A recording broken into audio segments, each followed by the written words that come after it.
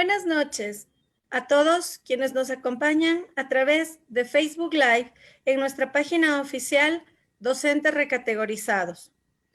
Invitamos esta noche a darnos un like y compartir la transmisión para así llegar a más personas que conozcan de la lucha por los derechos de nuestro pago por recategorización. El día de hoy es nuestro cuarto programa y tenemos 3 segmentos. Presentamos el segmento informativo en la voz de la licenciada Laura Vargas, quien dará a conocer las actividades realizadas.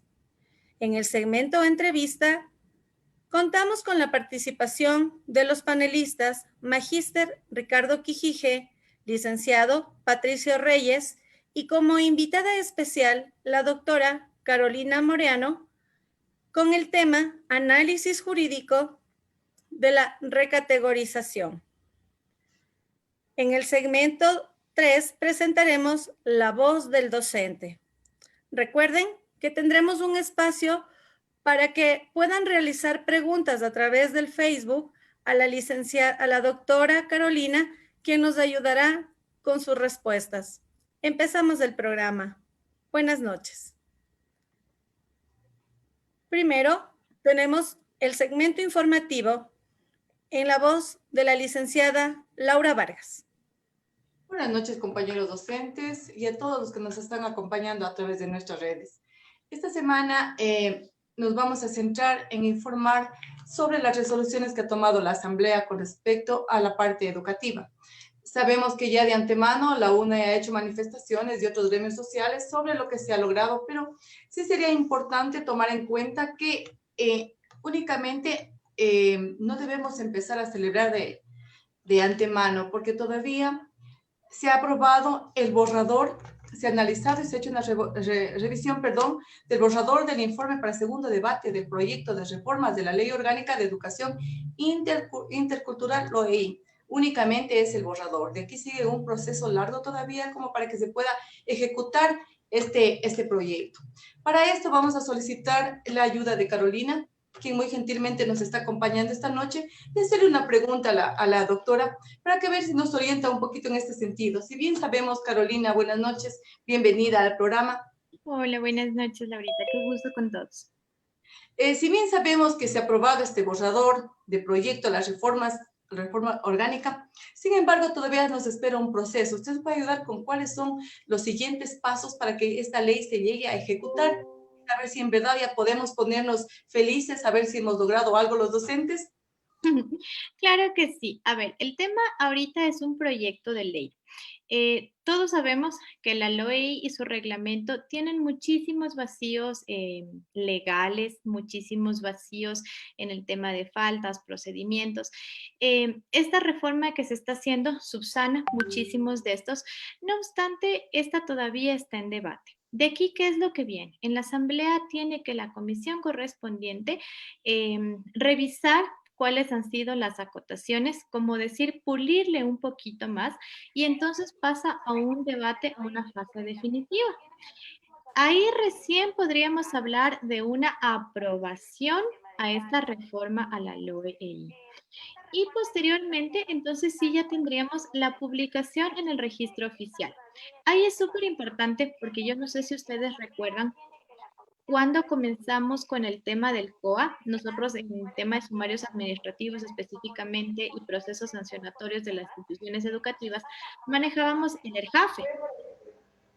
Y también con la publicación del COA venía un tema de la diferencia de las fechas. Entonces, en esto también no podemos alegrarnos todavía porque hay que ver desde la fecha de publicación si va a regir o si es que vamos a poner una fecha posterior a la de la publicación en el registro oficial. ¿Y qué procesos o qué situaciones se van a tramitar con lo establecido en la LOEI y qué se va a tramitar con lo establecido en la reforma a la LOEI? Entonces, sí nos falta todavía un camino largo, por así decirlo, y sobre todo sería bueno que comencemos a informarnos básicamente cuáles son los cambios fundamentales que va a existir en la LOEI. Muy bien, muchas gracias, Carolina. Justamente no quería ser pesimista esta noche, pero sí más bien hacer un llamado a los compañeros docentes que estemos alertas. Todavía no tenemos que alegrarnos aún porque todavía nos falta un largo recorrido. Recuerden que estas reformas ha estado en la Asamblea por muchos años. Entonces, más bien mantenernos alertas y todavía no celebrar. Vamos a esperar un poquito más cuando ya esté publicado la ley, como nos dice la doctora, vamos a celebrar y vamos a ver qué hemos conseguido. Muchísimas gracias. Me despido de este segmento y doy paso a Yadira. Muchísimas gracias. Muchas gracias por la participación y seguimos con el siguiente segmento. El segmento entrevista con nuestros panelistas nombrados. Por favor, Ricardo.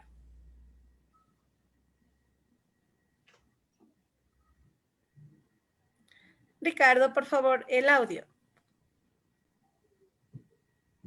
Gracias. Muy buenas noches, compañeros, compañeras y público en general, pues que nos siguen por Facebook Live, en la página de Docentes Recategorizados. En esta noche, quienes habla el magíster Ricardo Quijije y el licenciado Patricio Reyes, vamos a realizarle una entrevista a la doctora Carolina Moreano. La doctora Carolina Moreano Montalvo es abogada de la Universidad Internacional SEC, magíster en Derecho Procesal. Actualmente está en libre ejercicio como socia de un estudio jurídico LexCon. Ha trabajado en el Ministerio de Educación, en la Asamblea Nacional, en el Ministerio de Salud y en Petroecuador. Bienvenida, doctora Carolina Moreano, a esta entrevista que hacemos por lo que estamos en el Frente Nacional por los Derechos de los Docentes Recategorizados del Ecuador. Voy a dar paso al licenciado Patricio Reyes para que le realice la primera pregunta. Patricio. Muchas gracias, magíster. Buenas noches. Muchas gracias, Ricardo. También buenas noches a todos a quienes nos acompañan en esta entrevista. Un gusto saludarla a usted, abogada Carolina. Iniciamos con las preguntas. Sabemos que la ministra nos niega el pago por recategorización, pero se escuda que el ministro de Finanzas no firma la certificación y con ese argumento engañoso ya va un año llevamos con esa situación. En ese sentido, ¿qué norma jurídica estaría infringiendo la ministra de Educación? Hola, buenas noches. A ver, lo que usted menciona es cierto. La excusa o la disculpa que emite la señora ministra es que el presupuesto no sale del ministerio, sino que viene por una partida del Ministerio de Finanzas. Esto lo único que hace infringir es su derecho al trabajo, porque ustedes no están exigiendo sino nada más que un derecho que ustedes han adquirido con esta recategorización, que viene a ser un aumento en su remuneración. Este aumento en la remuneración es simplemente un derecho adquirido por su derecho al trabajo. Entonces, ¿qué es lo que nos dice la Constitución de la República del Ecuador? Que todas las personas tenemos derecho a recibir una remuneración justa por nuestro trabajo. En este sentido, la ministra está infringiendo esta norma, que es la norma suprema en nuestro país, la Constitución de la República del Ecuador. Es hora ya, se ha pedido a través de varios organismos, he visto y felicito antes que nada su lucha por este tema de los pagos y de la recategorización, que es su derecho, que se está haciendo presión y la respuesta de la ministra es siempre la misma.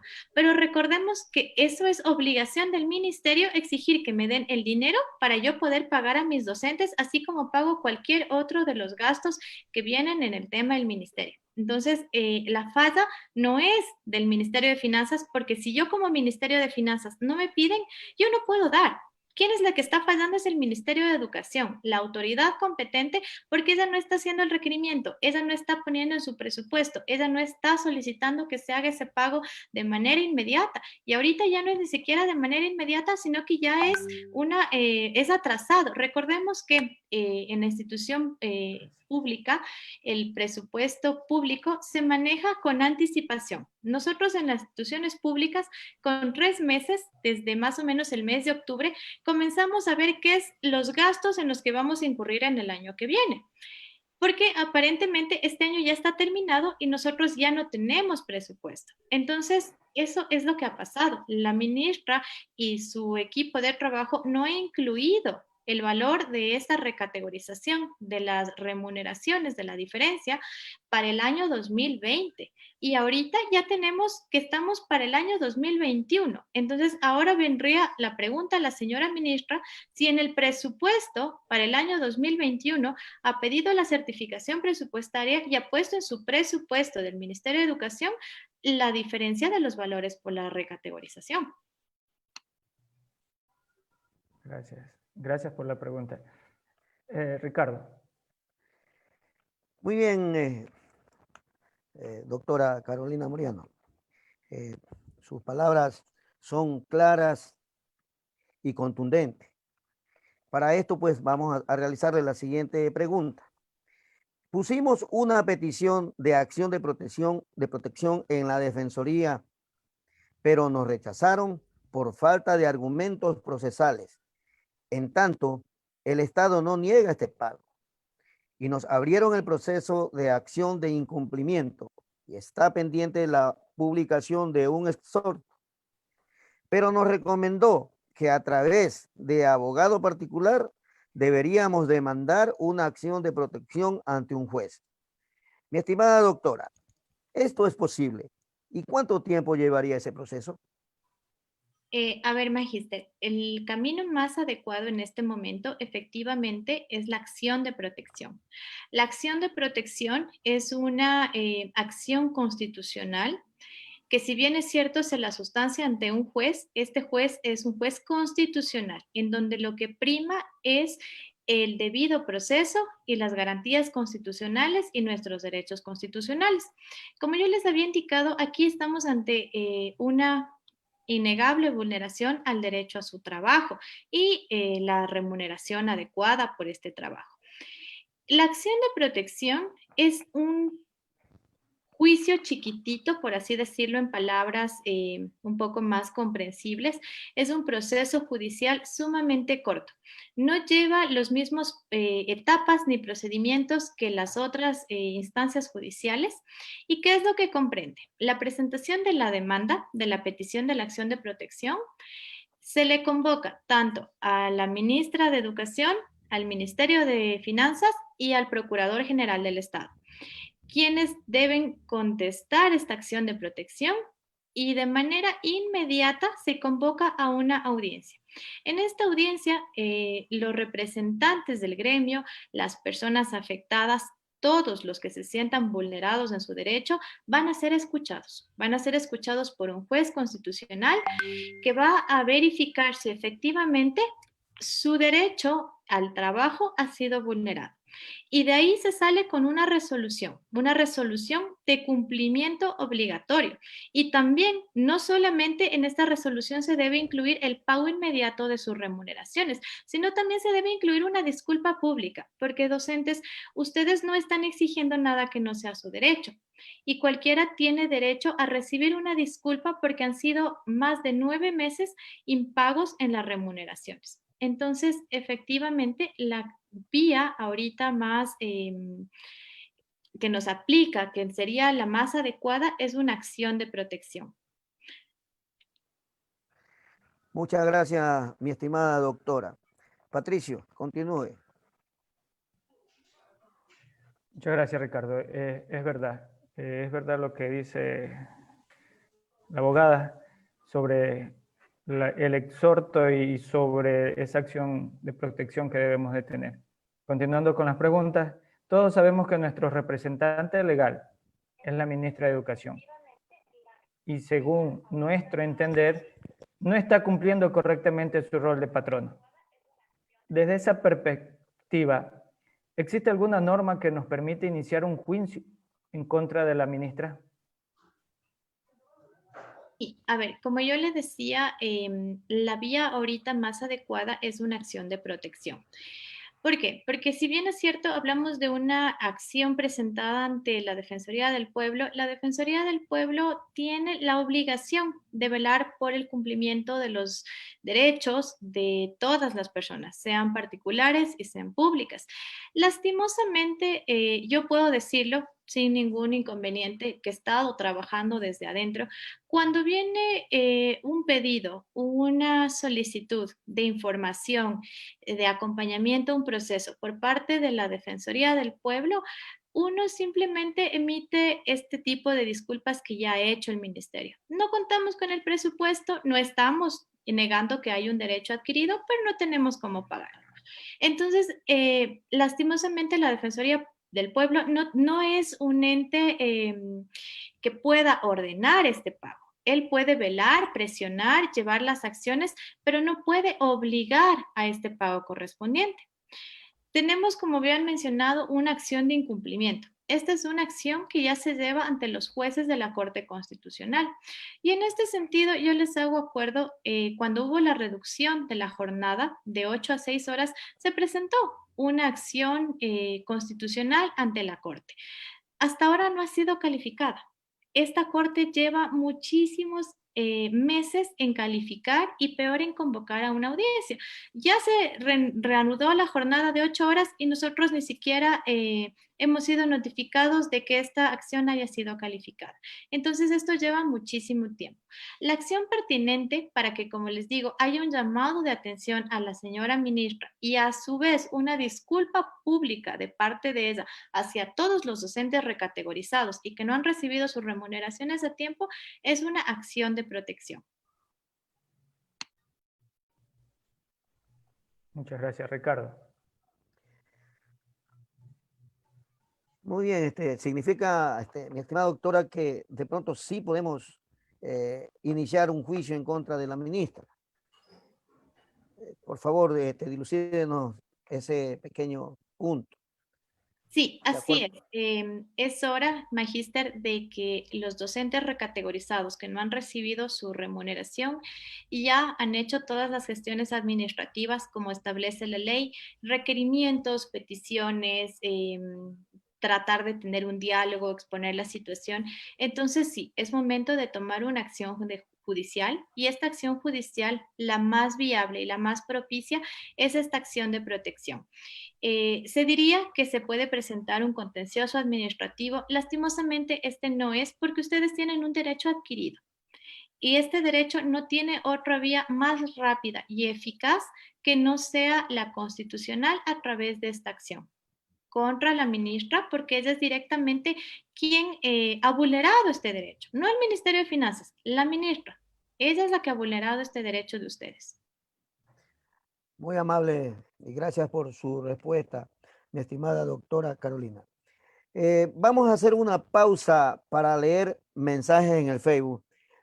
Pues para esto le damos paso a la compañera, a la magíster Yadira Bolaños. Adelante, compañera Yadira. Muchas gracias. Doctora, tenemos las siguientes preguntas. Primero, queremos saludar a los compañeros que nos están siguiendo desde Loja, Manabí, Quito, Ibarra. Y hay algunas preguntas, como por ejemplo, nos dice Marioña,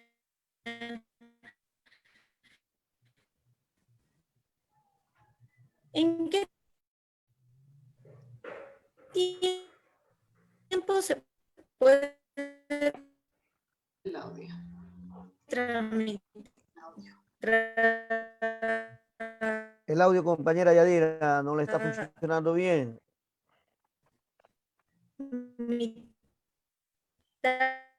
esta acción de protección?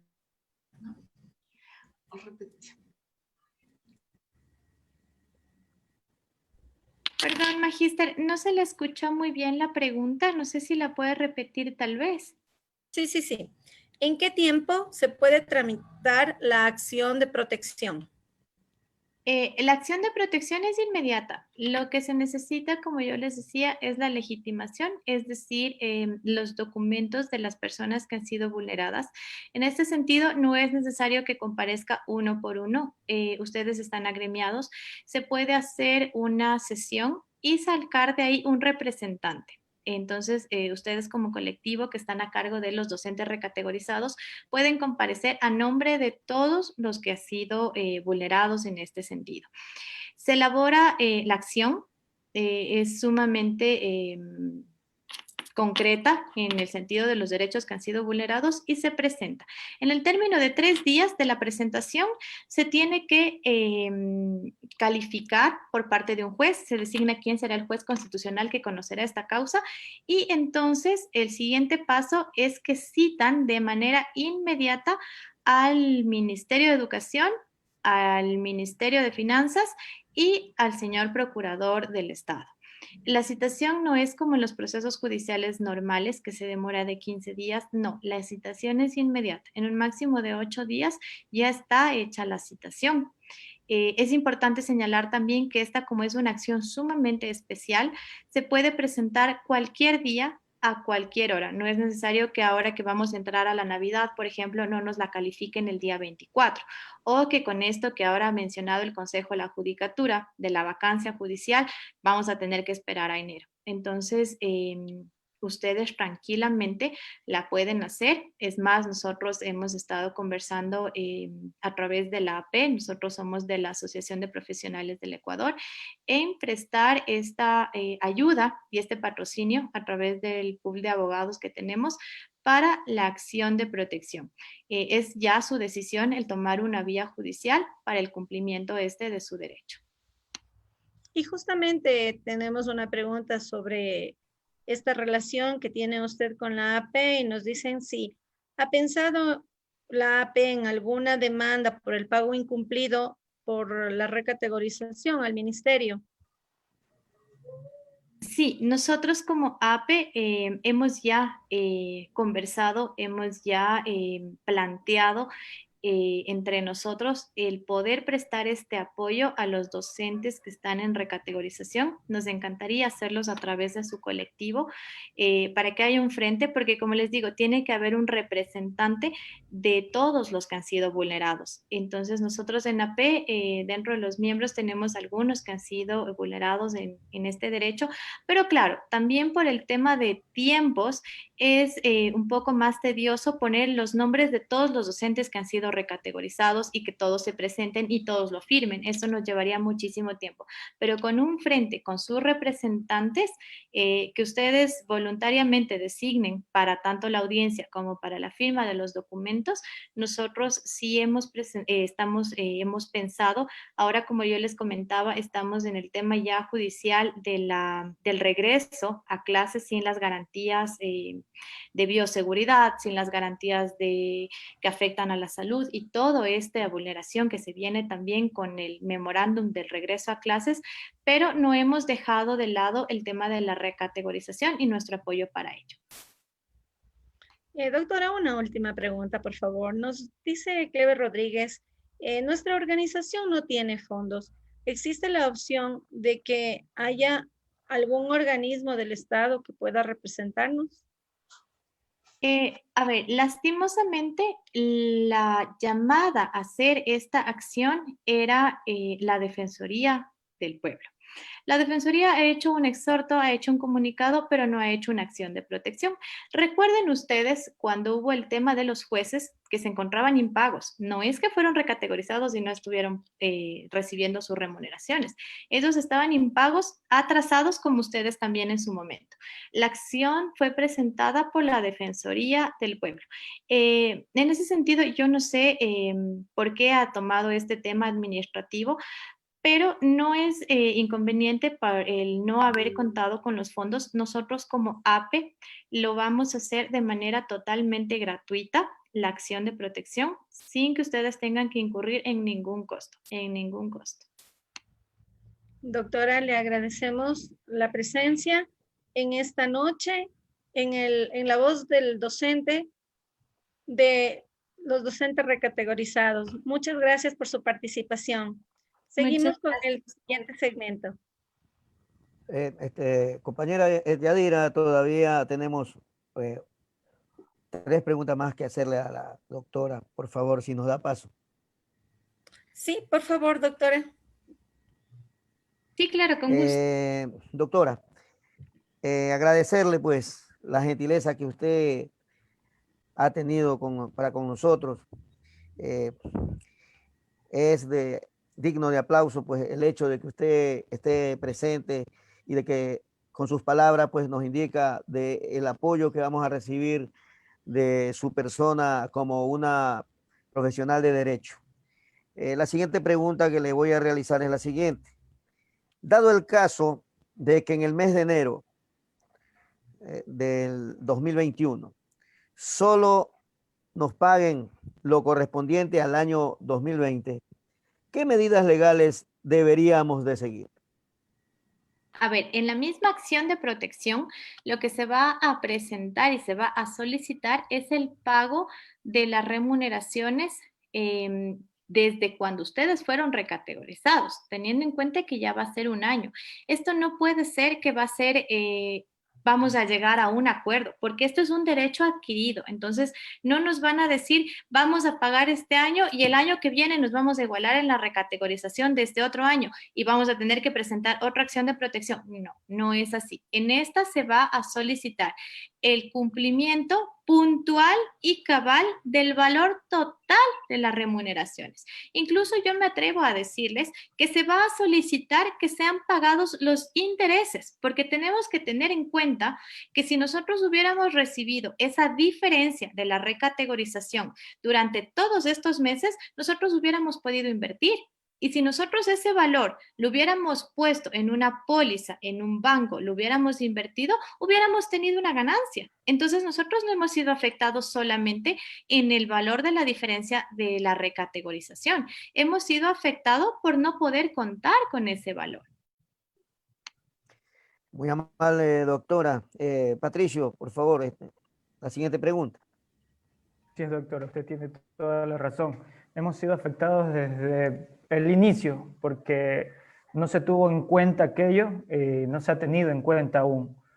Siguiendo con la siguiente pregunta, la deuda que tiene el Estado hacia los 17.000 docentes recategorizados podría desvanecerse o en el caso extremo, el Estado podría tomar la decisión de no pagarnos.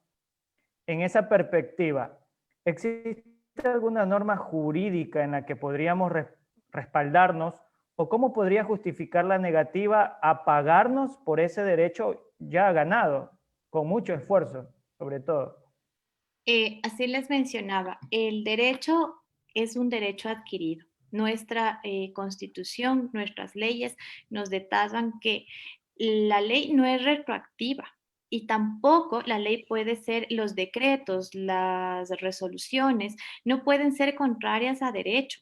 No puede venir ahora y decir que vamos a pagar recategorización un valor menos o que vamos a pagarlo solamente ciertos meses. O peor aún, nos pueden venir y decir que como el Estado no tiene dinero, no nos van a pagar y que nos van a pagar, qué sé yo, desde el año 2021. No, eso es un derecho adquirido. La Constitución de la República del Ecuador nos dice que los derechos no pueden ser vulnerados. El Código del Trabajo y nuestra LOCEP, que aplica para los docentes, y la LOEI, nos dice que uno de nuestros derechos irrenunciables, y eso incluso nos dicen los derechos humanos, que los derechos irrenunciables no son renunciables. Yo no puedo decir, bueno, yo con tal de seguir trabajando voy a renunciar a mi remuneración o voy a aceptar una remuneración menor. Eso no pasa ni en el sector privado, tampoco puede pasar en el sector público.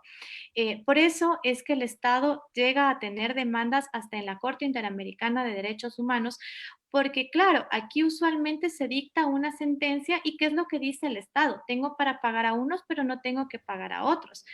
Lo que no se dan cuenta es que eso se sigue generando en intereses, y eso no es un derecho que ustedes van a perder.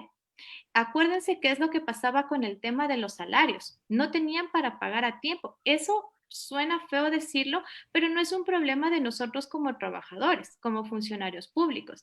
Ese es un problema del ministerio que hace un mal cálculo, que hace un concurso, una recategorización sin tener el presupuesto, sin contar con la partida suficiente. Pero eso es responsabilidad en todo caso de quién, del funcionario a cargo, del ministerio, de quien emitió la resolución, no de nosotros. Entonces, en ese sentido, tenemos claro que sí, las leyes nacionales, nuestra constitución que está por encima y los derechos humanos que nos amparan totalmente en que nuestro derecho al trabajo y al recibir nuestra remuneración es irrenunciable. Es verdad, doctora. Desde el inicio lo hemos dicho y creo que lo seguiremos diciendo, no estamos pidiendo nada, no estamos pidiendo nada. Es algo que nos hemos ganado con mucho esfuerzo, con sacrificio, con muchas horas de estudio, que en ciertos momentos tuvimos que desvelarnos, alejarnos un poco de la familia por el estudio que esto requiere todavía. Le vamos a dar paso al magíster Ricardo En para este que continúe. sentido, si me deja leerle exactamente la norma jurídica, como usted dice, Claro. quiero hacerles un poquito aquí. El artículo 33 de la Constitución nos dice que el trabajo es un derecho y un deber social y un derecho económico, fuente de la realización personal y base de la economía. El Estado garantizará a las personas trabajadoras el pleno respeto a su dignidad, una vida decorosa, remuneraciones y retribuciones justas y el desempeño de un trabajo saludable y libremente escogido y aceptado. Como yo les decía, el trabajo no es solamente el hecho de que usted tiene que ir y cumplir con sus horas de trabajo. Usted ya está leyendo el artículo 33 de la Constitución de la República del Ecuador que nos dice que ese trabajo va a ser remunerado y esa remuneración es nuestro derecho. Muy bien, mi estimada doctora, lo dice la Constitución. Ya usted lo ha especificado bien claro. Tenemos aquí, pues, saludos de Zamora Chinchipe, provincia de Los Ríos, El Oro, Quito, Guayaquil, desde acá Manabí, de todos los lugares de la patria, mi estimada doctora, porque los 17.000 docentes recategorizados son de todo el país, no solamente es de una sola provincia, sino de todas las provincias del Ecuador. Para terminar, dígame, Patricio. Un ratito. También invitamos a todos los compañeros y por supuesto a sus familiares, amigos, a compartir la transmisión. Que no se olviden de compartir la transmisión y darle like. Continúa, Ricardo. Ok, muy amable. Voy a realizar la última pregunta, mi estimada doctora Carolina. Cambiando de tema, en el orden que da la ministra de Educación para el retorno de los docentes a las instituciones educativas desde el mes de enero, ¿qué acciones legales se pueden levantar tomando en cuenta que no se ha consultado a ningún COE cantonal? Estimada doctora, si nos puede dilucidar con sus conocimientos. Claro que sí, magíster. A ver, el tema este de hacer una convocatoria ya u ordenar más bien el retorno a clases, al trabajo presencial por parte de los docentes es algo apresurado por parte del Ministerio de Educación. ¿Por qué? Recuerde que nosotros tenemos que primero cumplir con los protocolos del COE cantonal y también como autoridades. Ellos tienen como prácticamente, digamos que en el sector público, ellos vendrían a ser nuestros patronos. Ellos tienen la obligación de garantizarnos a nosotros el acceso con todas las medidas de bioseguridad, con todos los protocolos al trabajo. Entonces, bajo este sentido, se han hecho por parte de varios colectivos, como sabemos, las peticiones al Ministerio de Educación para que suspenda dicha orden, deje sin efecto el memorándum y lo labore bien, lo haga a través de un plan de trabajo que viene con muchas aristas. Actualmente este tema también ya está judicializado. ¿Por qué? Porque nosotros no podemos hablar de un retorno al trabajo presencial ya en el mes de enero sin que tengamos siquiera una estadística de qué docentes están en situación de vulnerabilidad y quién no.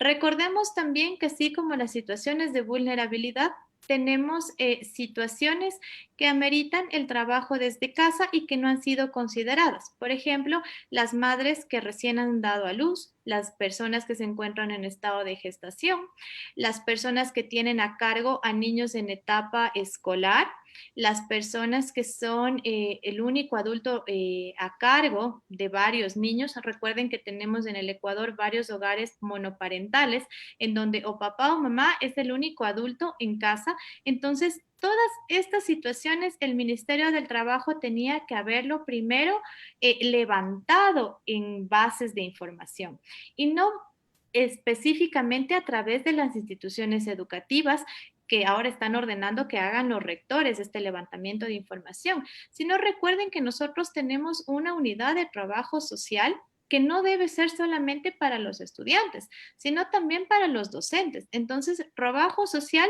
tiene que tener una ficha tanto de su situación socioeconómica como tanto la trabajadora social de cuál es su situación familiar. También tenemos que ver las fichas médicas. No es posible que yo pueda alegar un estado de vulnerabilidad. Yo mismo como docente haciéndome mis exámenes. Esto tenía que haberme hecho un convenio primero, el Ministerio de Educación con el Ministerio de Salud, para ver efectivamente quién tiene hipertensión, quién tiene diabetes, quién está apto y quién no está apto. Porque si es que llega a retornar al trabajo presencial un docente que tiene hipertensión, entonces, ¿culpa de quién va a ser? ¿Del docente o del ministerio? De ahí tenemos el siguiente paso que debía haber sido, es el presupuesto. Nuevamente, el tema económico para insumos de bioseguridad. No es ningún secreto que nuestras instituciones educativas en muchos sitios, en muchos cantones, ciudades, no cuentan ni siquiera con el servicio de agua potable. Y recuerden que el primer paso para evitar este tema de la propagación del virus es el lavado constante de manos. Entonces, no pueden hacernos un retorno sin ver todas estas medidas de protección. Se nos va a equipar de los trajes de bioseguridad, se nos va a dar alcohol, se nos va a dar mascarillas. ¿Quién va a ser la persona encargada en cada institución educativa de tomar la temperatura a los docentes? ¿Quién ha estructurado ya? Tenemos que tener una estructura física de los 2 metros de distancia. Entonces, no estamos listos para un retorno al trabajo presencial.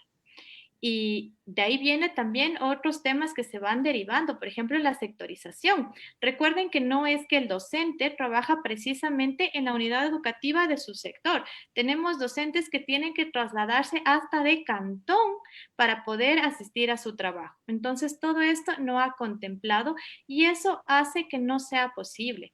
El hecho de que los maestros se rehúsen no viene a ser un desacato a la autoridad, sino que también nosotros podemos hacer, dentro de nuestro derecho al trabajo, está contemplado el derecho a la protesta, el derecho a hacernos escuchar y decir que no estamos de acuerdo. Y no vamos a permitir que se nos diga que no estamos de acuerdo porque no queremos trabajar.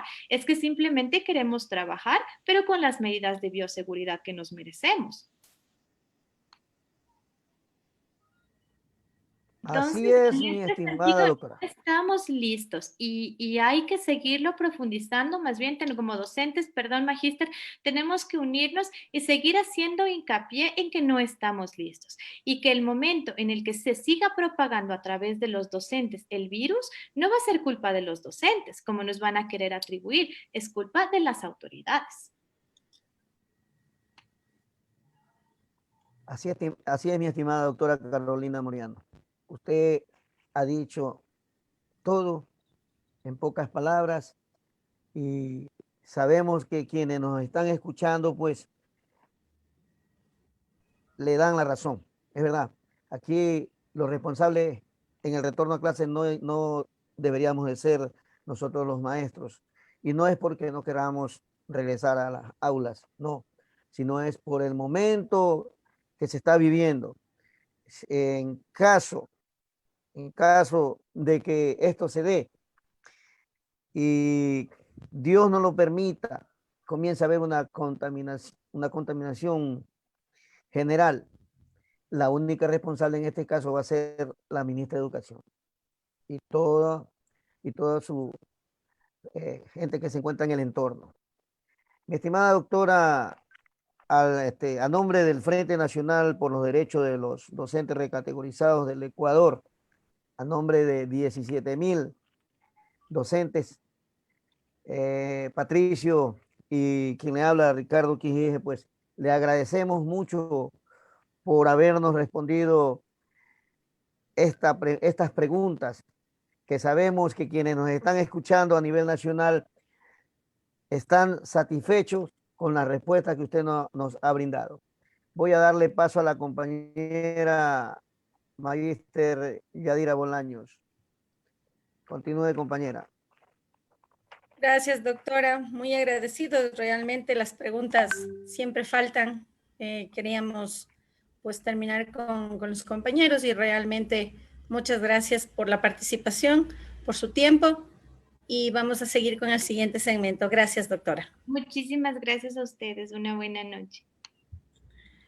Un En el momentito. tercer segmento vamos a presentar la voz del docente.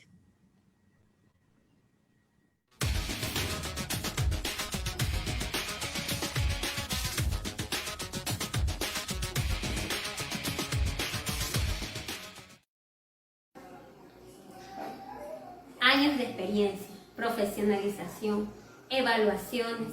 El proceso se cumplió con todos los requisitos para ascender de categoría. Y ahora no se respeta el derecho que ganamos. 11 meses y no ascendemos de categoría. E impagos por la recategorización. Exigimos que se cumplan nuestros derechos. Gracias. Recuerden compartir la transmisión.